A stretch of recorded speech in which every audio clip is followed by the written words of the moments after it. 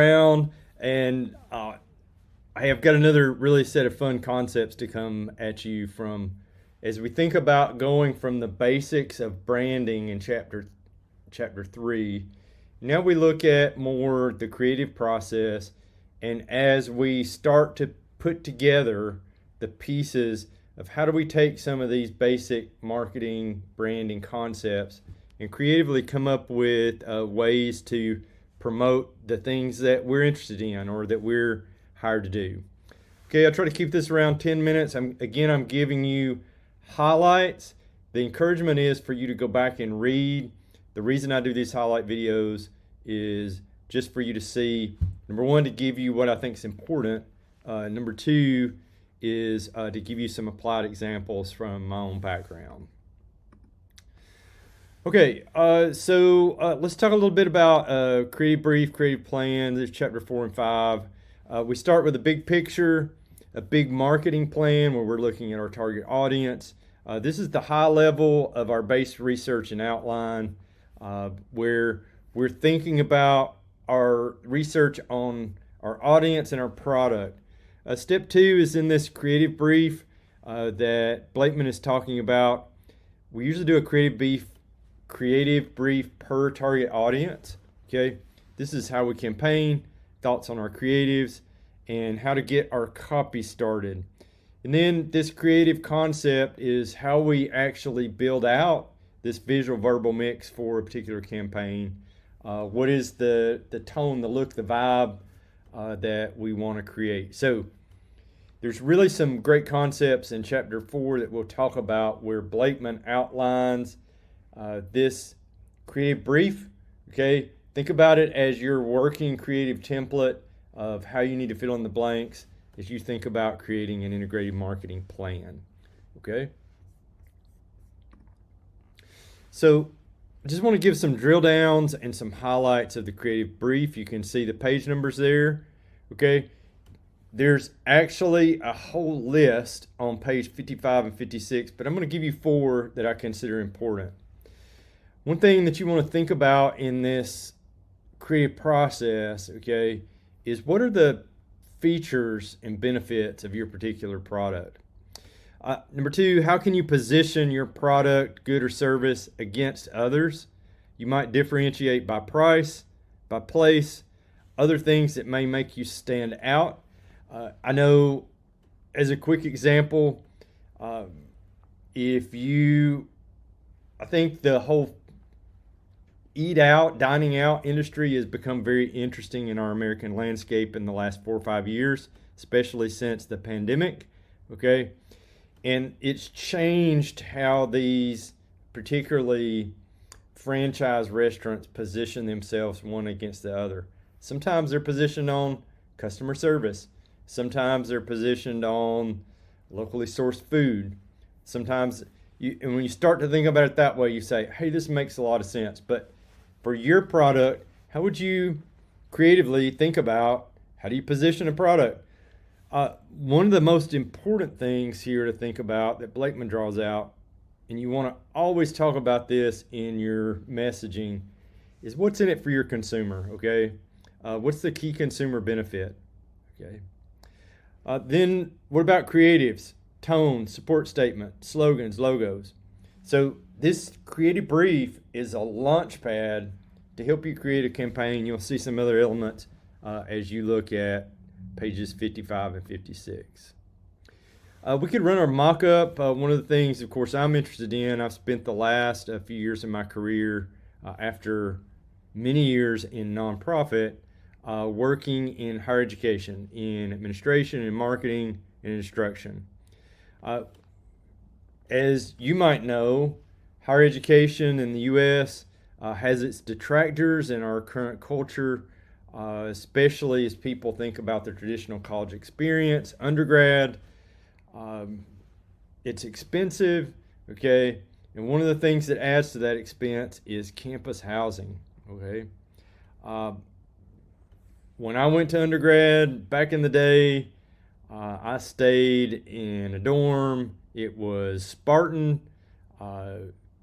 It was not necessarily expensive. It was a cheaper way to have a place to stay or an apartment. These days, campus housing can be very upscale and quite expensive. I don't care what kind of school, that is the trend, private or public. But if we were doing this and we were trying to position our particular undergrad institution against another one, like Texas Tech versus University of Texas versus A&M versus Houston in Texas, okay? Or Baylor versus Rice, okay, as I think about private schools there in Texas.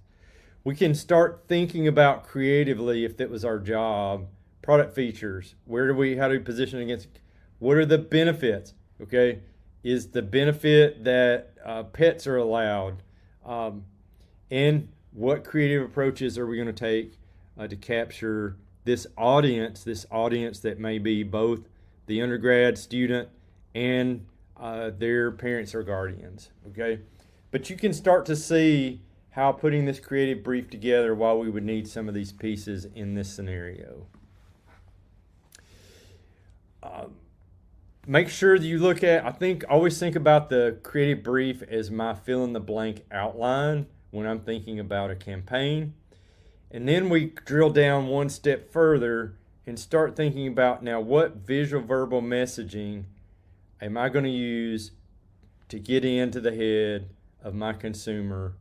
And chapter 5 gives us some hints in this regard, right? We're going to talk about visual verbal cues, words and pictures, words, colors, and pictures, and the order in which we do this as we're thinking about, again, in this creative process, how do we start building elements of a particular campaign? Blakeman on 74 and 75 gives us an outline as we're trying to think about, where do we start with facts, as you'll see on the list, and then what are some descriptive visual scenarios that we could use as we were starting to build out advertising or social media advertising, or something that may go out in direct mail to a particular audience. These are the things to start thinking about. What are these visual verbal, a way for you to brainstorm, if you were, about a particular product, good, or service. Now, visual verbal cues and messaging, the idea here is to create mind flow. And what do you want your consumer to think about and remember? Okay.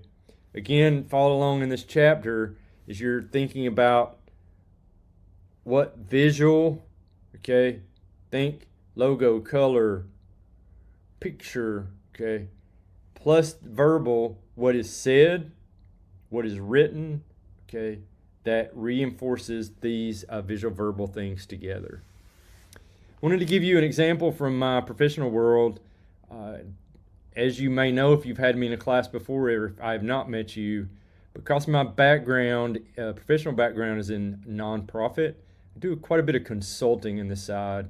So I'm always thinking about, how do we get creatively the message of a particular nonprofit out to a target audience. I think about this all the time, and I have conversations about this from strategy all the way down to actually running a particular short campaign. I'm doing that this summer. I am both starting with strategy and then actually directing a mini campaign. What we're doing is we're running a targeted social media campaign to an internal audience at an annual nonprofit convention. Okay, this is so fun. It is challenging, but what we want to do is, out of 30 or 40 vendors, is we want eyes on our particular inside entity of this nonprofit. We want people to come to the booth. We want people to participate in our activities. We want people long-term to take our particular slice of this nonprofit back to their respective places and continue to have a relationship with us over the next year to 2 years. So here's some of the things I'm working on just to tell you this is something I'm doing on a common basis. Okay, so in this instance, our brand awareness and logos are known. We are taking the branding of this inside entity and carrying it, okay? Or tweaking it just a bit, but we're keeping those core fonts and logos. We're positioning this brand as a place of action, excitement, and return on investment over other internal exhibitors. The visual verbal frames we're using definitely are a key consumer benefit of experience. And then impact story branding. I'm a big story branding fan. Google it, okay?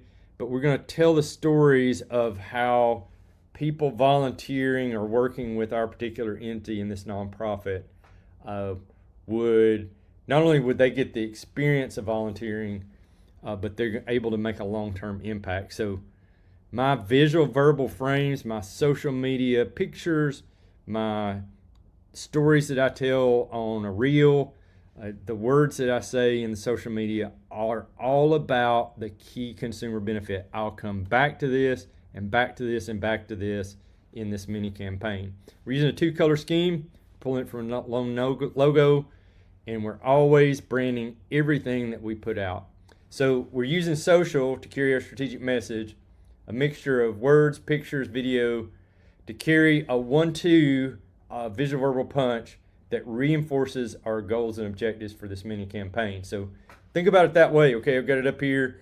The dancing bear here. Your 1-2 punch is you're taking your strategic message that you're going to creatively come up with. Your first punch these days is often not verbal but visual, and it's often video. Okay, but that second punch, that follow-up punch, is the verbal reinforcement. Okay, so I just wanted, this is not in the text, but this is how I think about when I'm working in consulting. I'm telling this entity that I'm working for, the first thing we got to do, our leading thing, is very, very visual. Okay, it used to be the other way around, it used to be verbal and then visual. These days, it's video, and video's got to carry our message, but we're going to come behind that with the second punch. And the second punch is going to be a verbal reinforcement, whether that's stated or written in a particular social media type side. So what? Marketing plans, creative brief, creative concept, strategy plus creative. And then in the next module, I'm going to bring a few theories in. Okay, you can see them on the screen there, to help you think about what's motivating your target audience as they start to see your visual and verbal messages. Then we'll get into some copywriting practice. This is what this class is, strategic planning and writing. Okay, so we're on the strategy side, and then we're going to get into the writing and the tactical side